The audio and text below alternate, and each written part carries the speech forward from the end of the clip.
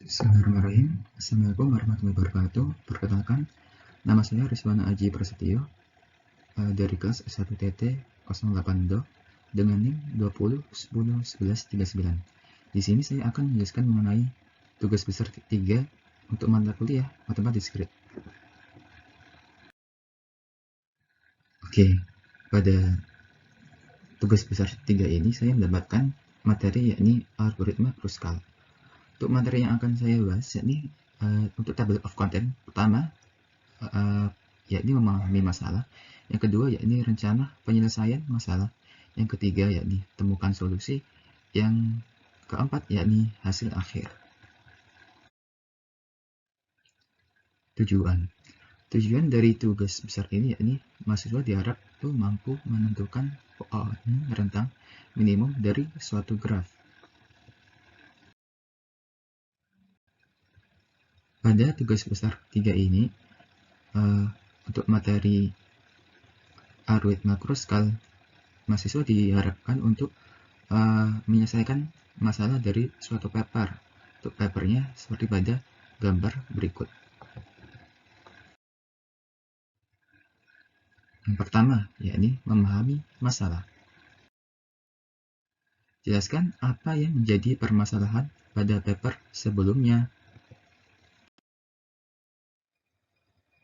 Pada paper di layar, dijelaskan bahwa untuk permasalahannya yakni dalam pembangunan rute transportasi yang efisien dan tidak membuang-buang biaya, dibutuhkan kontribusi ilmu pengetahuan. Jadi, masalah dari paper ini yakni bagaimana agar rute transportasi itu baik sehingga biaya transportasi itu murah dan juga efisien. Untuk tepatnya yakni di Kota Bandung. Yang kedua yakni rencana penyelesaian masalah. Bagaimana penyelesaian masalah dari masalah yang diangkat dari paper sebelumnya. Untuk mengatasi masalah pada paper tersebut, kita akan mempelajari terlebih dahulu ilmu untuk mengatasi permasalahan tersebut, yakni algoritma Kruskal. Untuk mempelajari terlebih dahulu, kita mempelajari dulu dasarnya, yakni pohon merentang atau spanning tree. Pohon merentang atau spanning tree adalah graf yang diperoleh dengan memutus sirkuit dengan cara menghilangkan beberapa sisi di dalam graf awal tanpa mengurangi jumlah simpul. Kemudian, semua simpulnya harus tetap terhubung. Jadi, seperti pada gambar berikut, ini adalah simpul awal. Kita bisa memutusnya, lalu kita ubah menjadi pohon merentang. Seperti ini. Pohon merentang yang pertama bisa jadi ini, bisa jadi ini, bisa jadi ini. Untuk apa ciri-ciri dari pohon merentang, kita tidak boleh membentuk sirkuit. Jadi itu ini tuh harus bentuknya itu seperti ini. Kita tidak boleh membentuk sirkuit. Jika sirkuit kan berarti kan saling terhubung seperti ini ya. Itu tidak boleh yang seperti ini. Jadi itu kita harus bentuknya itu bukan sirkuit. Jadi seperti ini. Kita lanjut ke algoritma Kruskal. Pada algoritma Kruskal, data harus diurutkan dulu berdasarkan dari sisi dengan bobot terkecil ke terbesar. Kemudian selanjutnya, penentuan sisi yang terpilih didasarkan pada urutan bobot tersebut. Sisi dengan bobot sama dapat dipilih secara bersamaan atau dipilih sebagian secara sembarang dengan syarat tidak terjadi sirkuit di antara sisi-sisi yang dipilih tersebut. Lakukan langkah ini hingga seluruh titik terhubung tanpa membentuk sirkuit, sehingga terbentuk suatu penyelesaian atau minimum spanning tree. Pada paper sebelumnya, kita mendapatkan untuk rute yang akan kita selesaikan masalahnya, yakni pada gambar berikut. Oke, kita lanjut ke temukan solusi.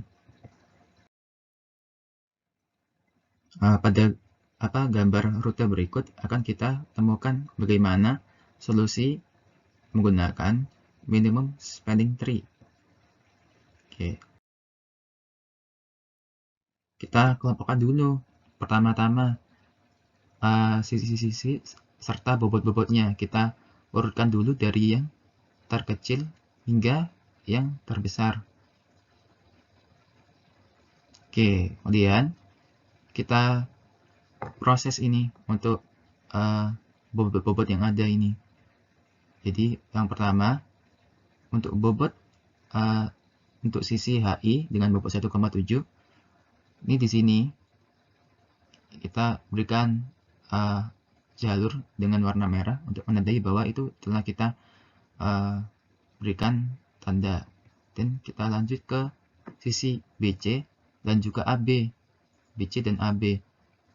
Untuk BC dan AB, kita lihat apakah BC dan AB ini membentuk suatu sirkuit ataukah tidak. Jadi itu dari BC AB ini bisa kita lihat bahwa ini tuh tidak membentuk sirkuit. Maka ini boleh ya berarti. Dan kita lihat juga untuk dua berikutnya, yakni HJ sama JK. HJ sama JK, kita lihat HJ ya. HJ ada di situ dan JK di situ ya, di sini. Oke, ini ternyata tuh tidak membentuk sirkuit, berarti ini boleh. Oke, kita beri tanda. Dan kita lanjut ke IJ. IJ itu ya. Kita lihat. Wah, ternyata IJ itu kalau kita tarik garis dari I ke J, ini akan membentuk sirkuit. Maka kita tidak boleh kita itu lewati ini. Kita lanjut ke KN dan juga NO. Dari KN dan juga NO, kita lihat bahwa ini tidak membentuk sirkuit, jadi ini boleh. Kita tandai. Oke, dan kita lanjut ke GJ. GJ dan juga GK. Kita lihat untuk GJ dan juga JK ternyata tidak membentuk sirkuit, maka ini boleh. Untuk GJ-nya ya, GJ-nya boleh. Kemudian kita lanjut ke GK. Gimana sih GK? G ke K, ternyata GK itu kalau kita tarik ini ya dari G ke K, ternyata ini membentuk sirkuit, maka ini tidak boleh. Oke, jadi kita lanjut ke iterasi selanjutnya, ke IM. Dari I ke M, ternyata tuh kalau kita lihat I ke M, ini tuh tidak apa-apa.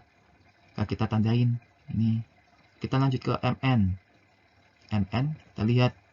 Wah, ternyata MN itu, kalau kita tarik garis dari M ke N, maka ini akan membentuk sirkuit.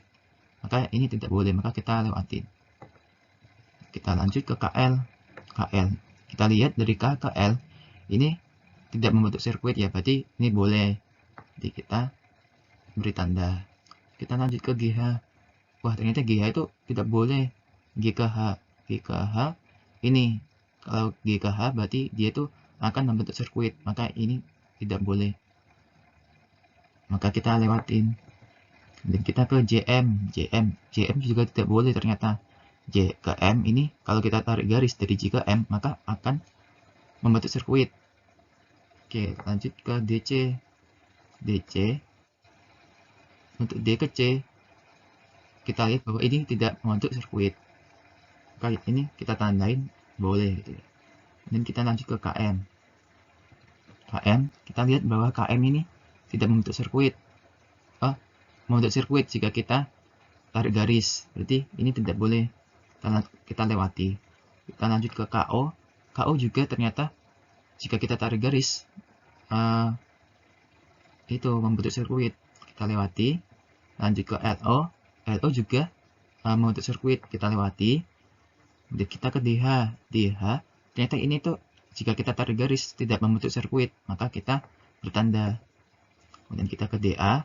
DA ternyata itu membentuk sirkuit jika kita tarik garis, maka kita lewati. Dan kita lanjut ke EG. Jika kita tarik garis, dia itu tidak membentuk sirkuit, berarti dia itu boleh. Kita beri tanda. Kita lanjut ke GL. Jika kita tarik garis dari sini ke sini, maka akan membentuk sirkuit, berarti ini tidak boleh, jadi kita lewati. Untuk seterusnya seperti demikian, seperti ini. Jika kita teruskan, jadi untuk DG, CG, dan seterusnya sampai CE, ini akan membentuk lintasan tertutup, yakni itu sirkuit itu.